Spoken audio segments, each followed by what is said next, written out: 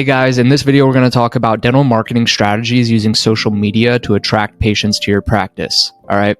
And so a little bit about me. I'm a dental student to be a dentist from a family of dentists, and I've spent hundreds of thousands of dollars in ad spend personally across several industries.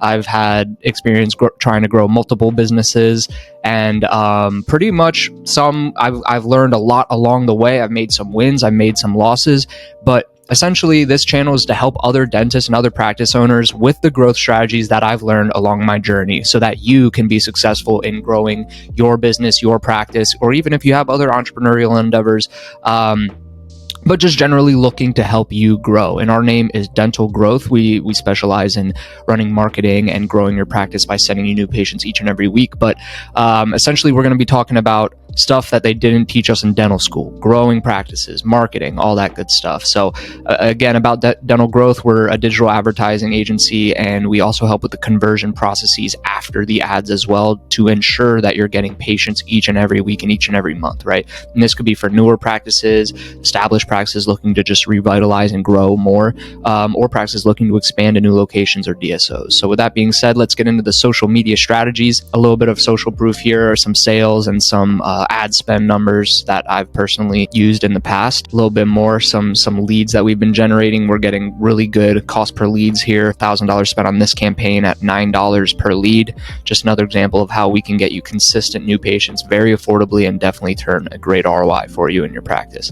So the first way to grow on social media is personal branding. Now, I am starting to really love personal branding because you are building relationships at scale. You're multiplying yourself by 1,000, by 100,000, right? Look at all of these people that have, huge follower counts. This audience that they've been building is undoubtedly one of the most powerful things that they've done in their business, because when you have an audience that sees you as an expert, follows you, you can make offers daily. You can do all these types of things daily to monetize that audience. And right. And you don't have to think about it like I'm trying to extract money from my people. It's more like it's you just being you, and people want to follow you and do business with you. You don't have to think of it as you pushing yourself on them or, sorry for the break in the content, guys. Now I'm trying to sell you. No, you're building an audience and they want to do business with you. They're searching for solutions to their problem, and you're simply making yourself available to solve that problem and to work with them, right? And so when you're doing personal branding, you're building your authority and you're showing your expertise, and that's why people follow you, for your expertise and your authority and for you, who you are, right? How can we display who we are?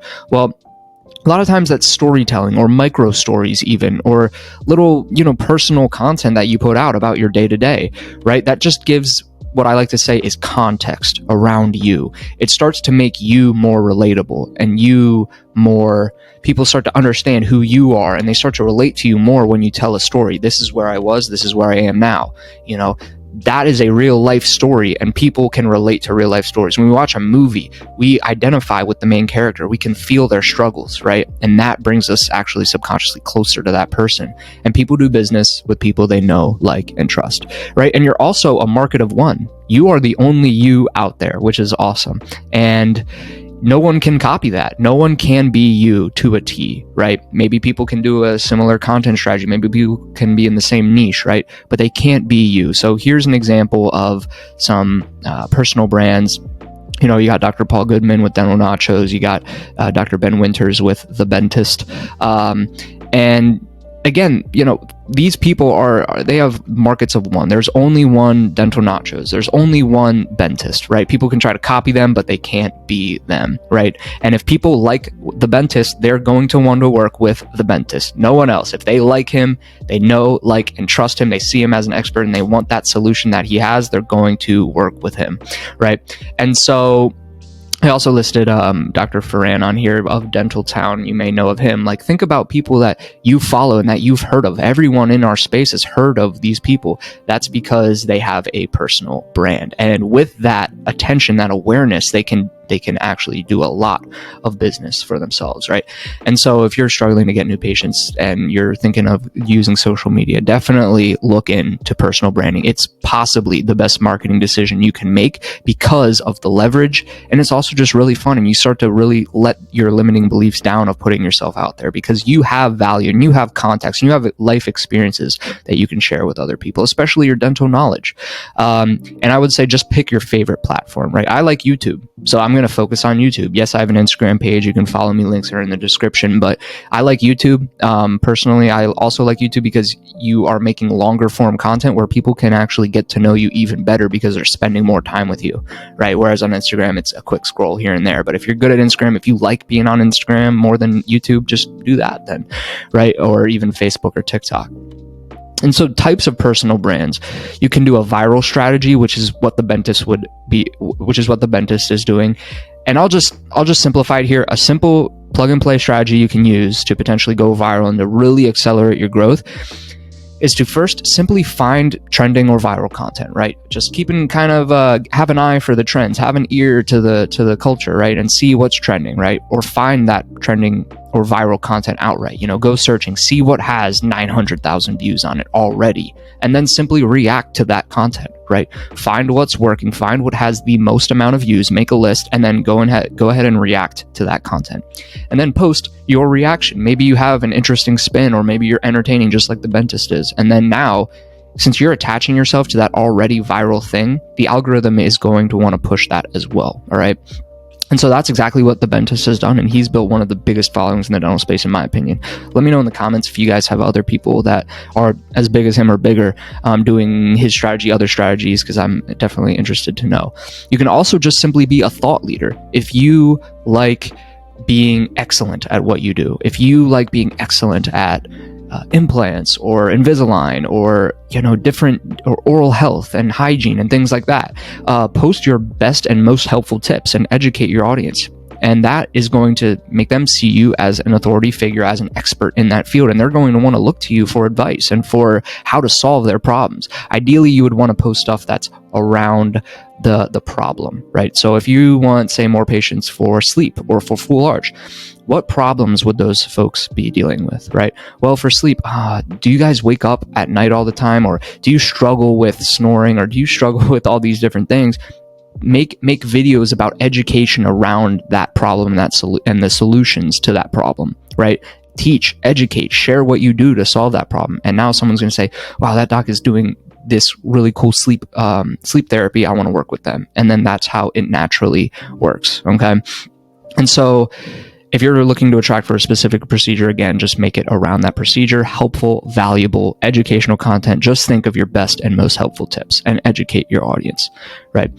And another strategy you can use is the social media growth funnel strategy, I like to call it. This one's new. This one's exciting. I really don't think any other agencies are doing this. This is something that I've learned just being in the space, deep into this marketing space and the social online space. And essentially what you can do is you can run ads top of funnel. As we like to say, top of funnel is just to bring people into your sphere, people that haven't even heard of you, right? You're bringing people into your sphere with that paid traffic, because how else are you going to get a bunch of new people into your sphere consistently? You're going to hope for the algorithm to work. Maybe you're doing the viral strategy. Great. But a consistent way to do it is simply by just running ads top of funnel, because you're paying for all those new eyeballs. And then what you do is you nurture those new folks with your content, right? Talk about who you are, post that educational and really helpful tips, really interesting stories of this patient that went from not a great smile to a great smile through your therapy, right? And then what we can do is we can go and actually run messaging campaigns, right? Where people are engaging, right? Engagement campaigns rather, and then select the messaging target, or you can even go for a traffic target where you're simply just funneling people to your page, right? And then as you can see here, we have our content that people can click through, and we have some call to actions in our bio and a link to where folks can potentially book in to talk to you or your number, and they can call you directly as well, okay? And so we can also get these folks to take action with engagement type posts, DM call to actions, direct message call to actions. Hey, DM me this if you're interested in this. DM me this for this free lead magnet, right? And what's a free lead magnet? A free lead magnet is something of value, something of a good amount of value that you can still give away for free, right? So maybe a great oral hygiene routine, right?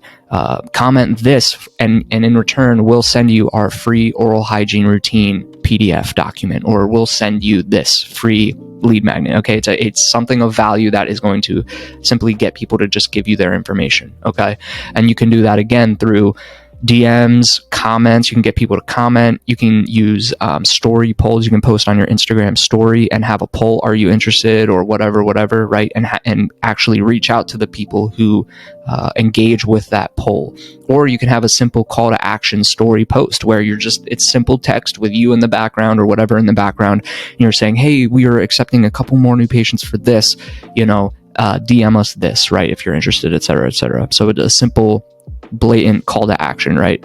And we'll go more in possibly later in this video, but definitely in some of my other videos about kind of if you deal with, you're not sure if you don't want to be kind of salesy on your page. I actually think that in and of itself is kind of a limiting belief, right? Because if you believe that your service or product can help someone, why would you not make it more available to more people, right? So just consider that.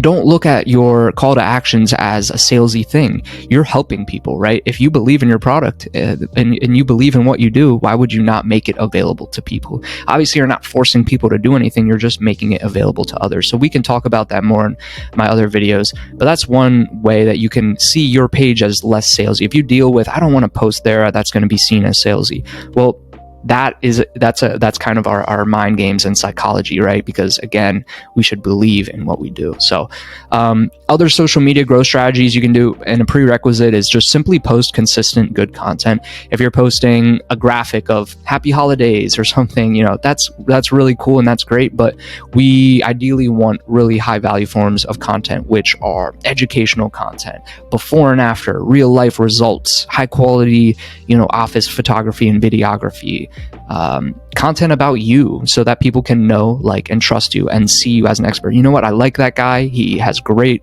tips and great advice. I want to work with him. Okay.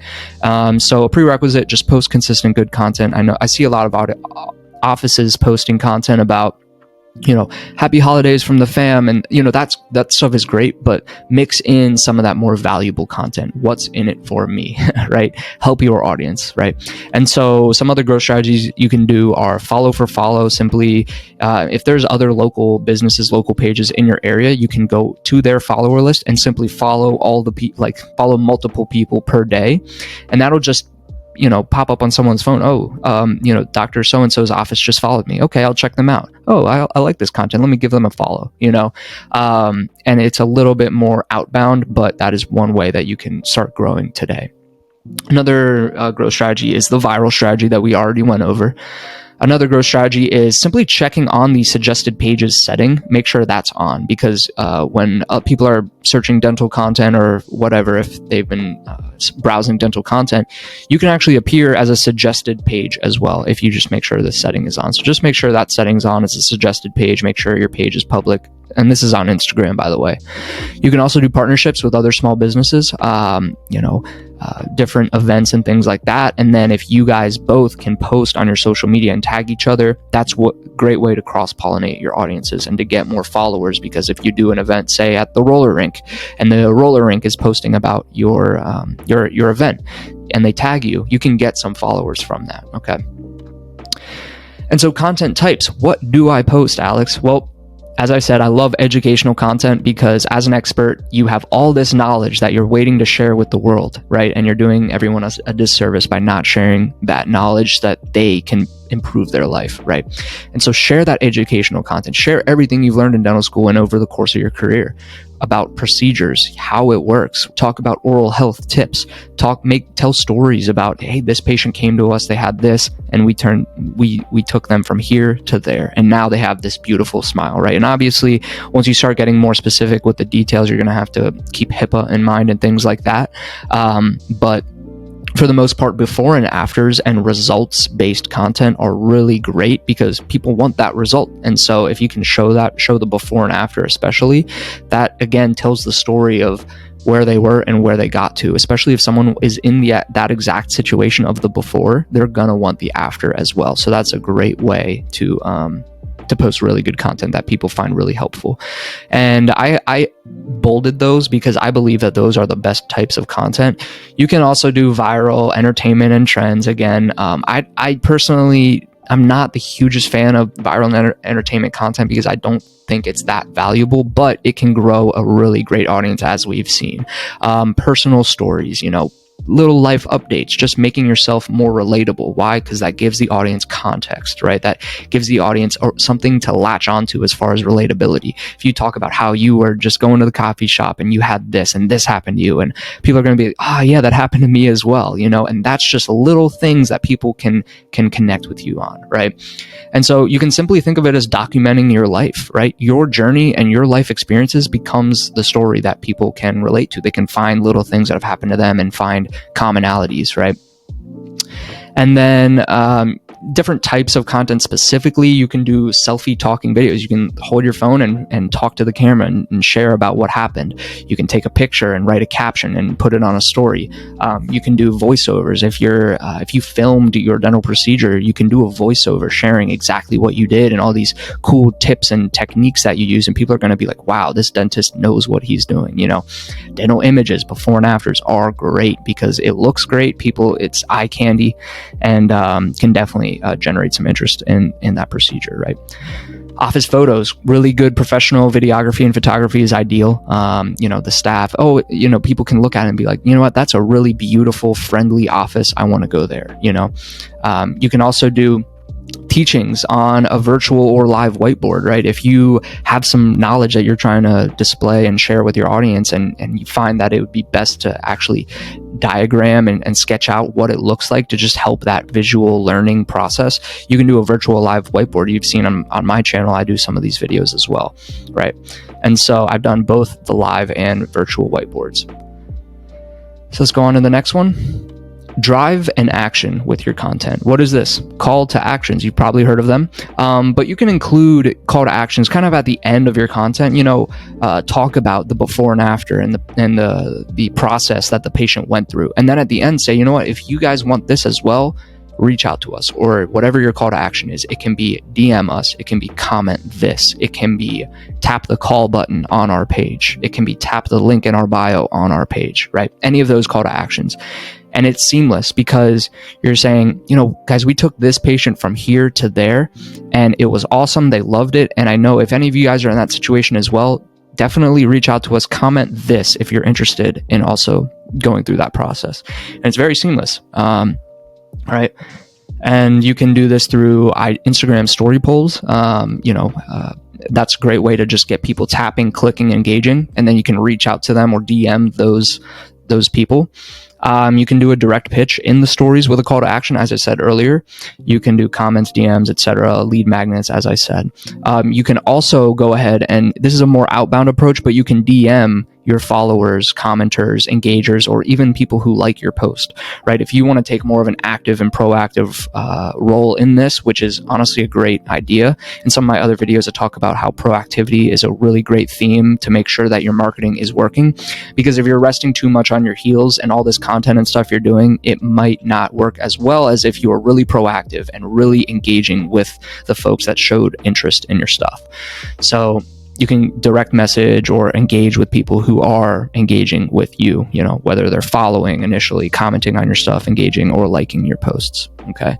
So let me drag my camera back over this way if it will allow me. And let's go to the next one.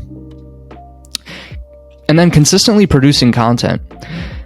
I like to say produce, don't consume, because I know you don't want to spend much more time on social media than you already do. Social media can certainly be a rabbit hole. So do your best to simply just not consume it as much, but you can go on and post stuff and engage with the people who post, or engage with the people who engage with your stuff. But you don't have to be scrolling on Reels and scrolling on TikTok and stuff like that constantly to be good at this method. All you have to do is make sure that you're consistently posting content and engaging with the people who engage with you. You can set up your notifications to where if someone comments, you can, all right, I'm going to go and engage with this person who just interacted with me. But you don't have to be constantly waiting, refreshing, and all that stuff, because I know, believe me, guys, you can be really active on these social media sites without consuming too much and spending hours and hours doing it, because that's the last thing I want you to do, is to spend all your day now on social media, right? And that's definitely not my goal and my recommendation. One helpful thing you can do is to batch your content. So if you have several different ideas, it's actually probably way easier to write down a list of all those ideas and then go ahead and batch produce all of it, so that it doesn't have to be so so motivation based and so spurt of inspiration based, because that can be kind of exhausting in and of itself when you have to be constantly waiting around for an idea to pop up and then you have to post it right then and there.